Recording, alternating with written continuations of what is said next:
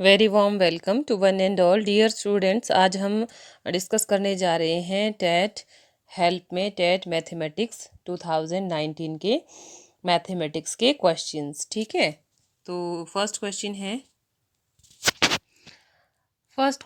21/80 is equivalent to. तो इसको solve करते हैं हम। तो देखिए, जब हम इसको सॉल्व करेंगे तो 21/80 कितना हो जाएगा आपके पास 21/80। हम जानते हैं कि जो परसेंट की वैल्यू होती है वो 1/100 होती है। ये क्वेश्चन भी पूछा जा सकता है, व्हाट इज परसेंटेज, तो 1/100। तो जब हमने 100% लिखा, परसेंट 1/100 कट जाएगा, तो इट मीन्स हम we can write 100% is equal to 1। तो जब हम इसको सॉल्व करेंगे तो ये कितना हो जाएगा 21 इंटू 10, 0 से 0 कट गई तो अपॉन 8, तो 105/4 इज इक्वल टू 26.25। तो हमारा आंसर क्या है 26.25, जो है ऑप्शन डी। राइट आंसर क्या होगा आपका 26.25%। सेकेंड क्वेश्चन देखिए। सेकेंड क्वेश्चन है the simple interest on ₹8,000 for 1 month at the rate of 15% per annum is.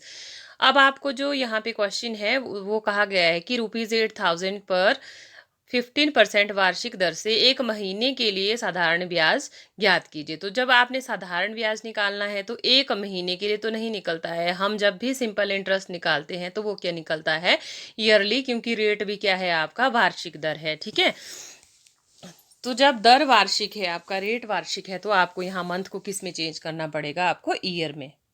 तो आपने फाइंड करना है सिंपल इंटरेस्ट, और आपको दिया है P is equal to 8,000, time हो गया 1 मंथ। जब आपको ईयर में चेंज करेंगे इसको तो ये हो जाएगा 1/12 ईयर्स। रेट कितना है 15%। तो सिंपल इंटरेस्ट का फॉर्मूला क्या होता है, P into R into T upon 100। तो देयर फोर सिंपल इंटरेस्ट को जब आप यहाँ पे अप्लाई करेंगे तो हाउ मच इट इज़, तो सिंपल इंटरेस्ट आ जाएगा आपके पास ₹100। तो मुझे लगता है आपको समझ आ गया होगा। तो आपने ट्राई करने हैं ज़रूर इस तरह के क्वेश्चन जिसमें आपके पास या तो मंथ की फॉर्म में टाइम दिया हो, या फिर आपके पास टाइम जैसे मान लीजिए कि 6 मंथ है, या इस तरह से क्वेश्चन में हो सकता है, या फिर रेट आपको थोड़ा सा डिफरेंट हो सकता है, लेकिन सिंपल इंटरेस्ट से आपको क्वेश्चन आता है। ठीक है, तो आपके पास क्या आंसर आ गया ₹100, जो आपकी ऑप्शन है सी। तो इसका आंसर क्या हो जाएगा ₹100। Option C is the right answer. Third question है the compound interest on ₹1,000 at 10% per annum for 2 years is. जो 1,000 रुपये है उस पर 10% वार्षिक दर से 2 साल का चक्रवृद्धि ब्याज क्या कीजिए, फाइंड कीजिए। तो इसको हम सॉल्व करते हैं। तो जो कंपाउंड इंटरेस्ट का फॉर्मूला होता है वो होता है P into 1+rate/100 raise to the power time. और हमारे पास क्वेश्चन में P दिया हुआ है आपके पास 1000। P को जैसे इसको बोलते हैं मूलधन। ठीक है, तो कितना मूलधन है 1000 प्लस 1+10 कितना हो जाएगा 100, 0 से कट जाएगी 0, तो हाउ मच इट इज़। तो यहाँ पे सॉल्व करने के लिए ये क्या हो जाएगा 1+1/10। अब यहाँ पे इसको क्रॉस मल्टीप्लाई करेंगे तो ये किसके बराबर हो जाएगा। तो जब आप इसको क्रॉस मल्टीप्लाई करोगे तो ये कितना हो जाएगा 10 1 जार 10, 10+1 कितना हो जाएगा आपके पास 10+1, और अपॉन कितना हो जाएगा 10, तो कितना आ जाएगा 11/10, 11/10। 2 बार है पावर, तो कितना हो जाएगा ये 0 0 कट जाएंगी आपकी इससे, और 11 11 121, और 10 से मल्टीप्लाई हुआ तो 1210। तो क्या आ जाएगा, इसका आंसर आ जाएगा।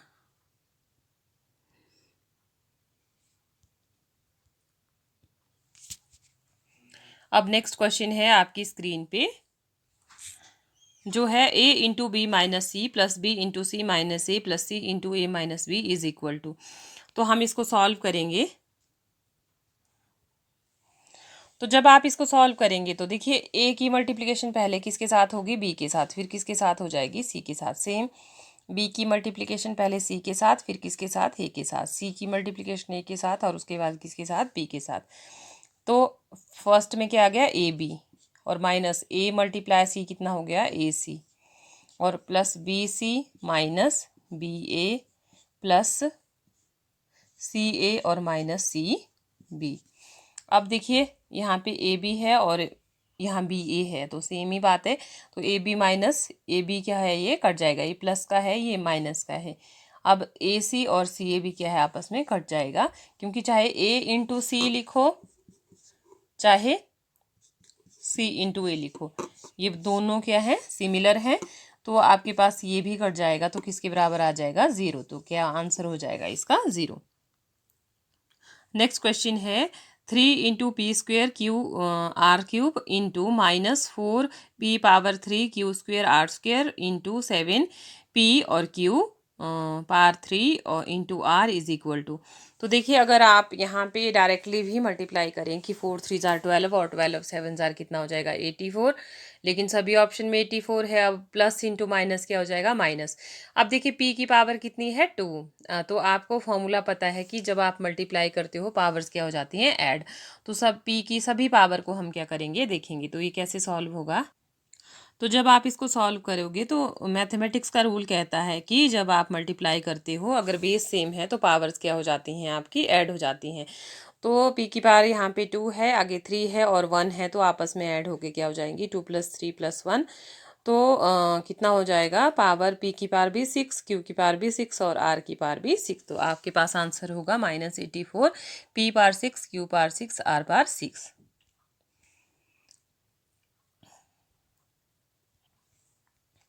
इन फ्यूचर के लिए भी आपने याद रखना है, जब भी क्या हो आपके पास बेस सेम है तो पावर्स क्या हो जाती हैं, प्लस हो जाती हैं। ठीक है, तो p की पावर 1 + 1 कितना हो जाएगा, 2।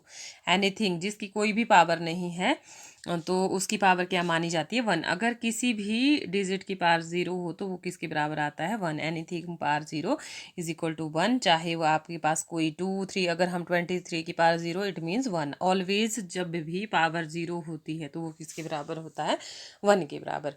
तो अगर सिमिलरली अगर बात करें हम कि जैसे डिवाइड करती बार मल्टीप्लाई करती बार, तो मैंने बोला कि पावर्स क्या हो जाती है, प्लस हो जाती है। अगर डिवाइड की बात करें, अगर p की पावर 1 है तो डिवाइड करती बार क्या होती है, पावर माइनस हो जाती है। स्टार्टिंग वाली 1 माइनस, अगर यहाँ पे 1 - 1 तो क्या हो जाएगा, p की पावर 0।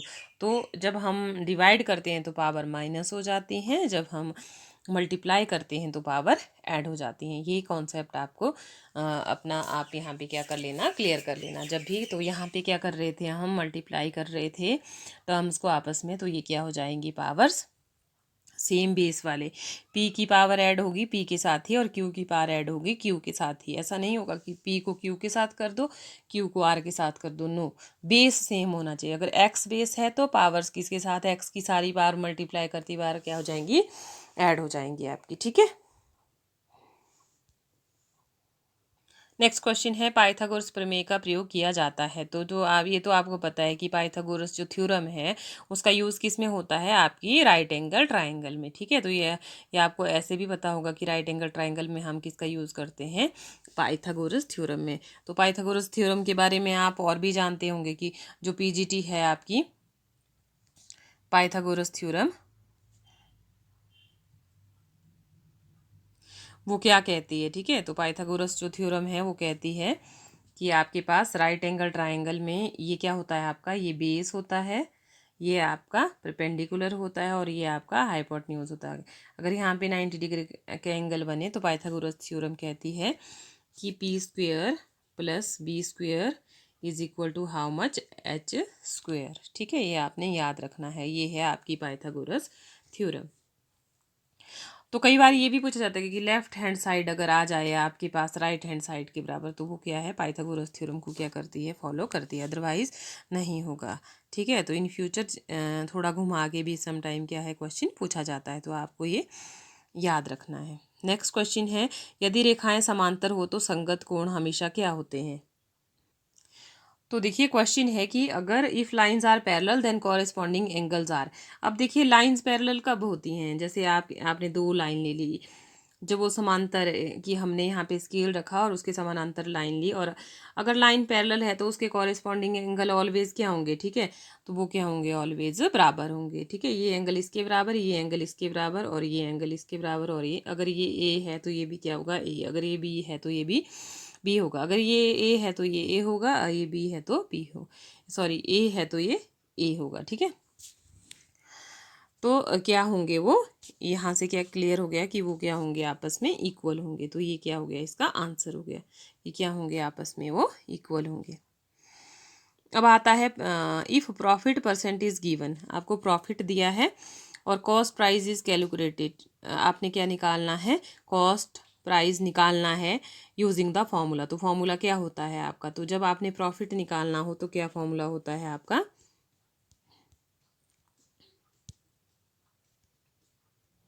तो इसका जो आंसर है वो हो जाएगा ए सिंपल, जो आपका selling price into 100/100 plus profit percent.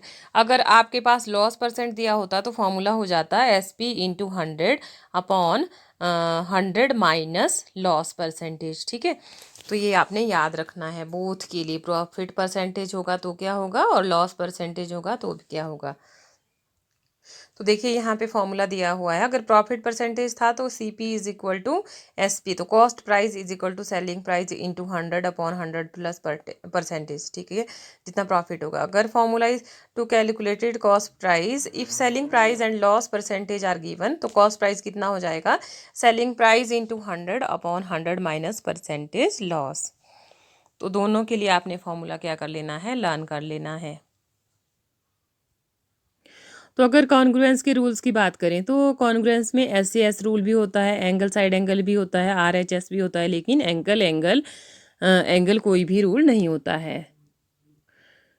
तो जैसे आपको यहाँ पिक्चर शो हो रही है कि आपको रूल बताया है साइड साइड साइड। अब देखिए अगर यहाँ पे देखें हम कि कौन सी साइड, तो यहाँ पे ये साइड इसके इक्वल है, ये वाली साइड इसके इक्वल है और ये वाली साइड इसके इक्वल है। ठीक है, दूसरी तरफ हम देखते हैं साइड एंगल और साइड, दो साइड इक्वल हैं और क्या है, एक एंगल इक्वल है। उसके बाद दो एंगल इक्वल हैं, एक साइड इक्वल है। दो एंगल इक्वल हैं, जैसे ये वाला एंगल इक्वल है और उसके बाद एक साइड इक्वल है। ठीक है, यहाँ पे ये साइड बताई हुई है। उसके बाद RHS, ठीक है, तो राइट हैंड साइड की एक तो 90 डिग्री का एंगल होगा तो एक साइड भी उसमें बराबर होगी। ठीक है, अगर 90 डिग्री का एंगल बराबर होगा, एक साइड बराबर होगी, तो RHS क्या कहती है, तो वो भी क्या होंगी, सिमिलर कॉन्ग्रुएंट होंगी, कॉन्ग्रुएंसी वहाँ पे रूल शो करेगी। और उसके बाद side side angle is not sufficient for congruency. ठीक है, तो एंगल एंगल एंगल कोई भी रूल नहीं होता है।